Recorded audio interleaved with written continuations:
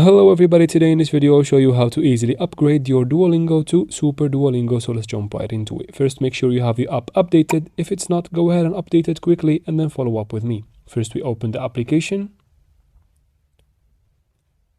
and then we tap on the gems in the top of the screen right here. Once you tap on the gems, wait for a couple seconds. When this page loads up, you can see where to upgrade it from. Now it gives you 2 weeks of free trial right here, so go ahead and tap on that button.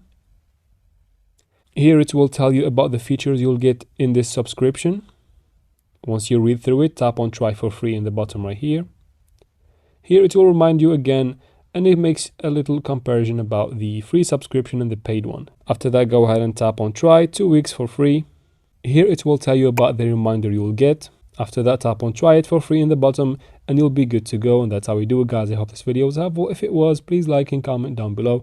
Don't forget to subscribe for future videos like this one, and thanks for watching.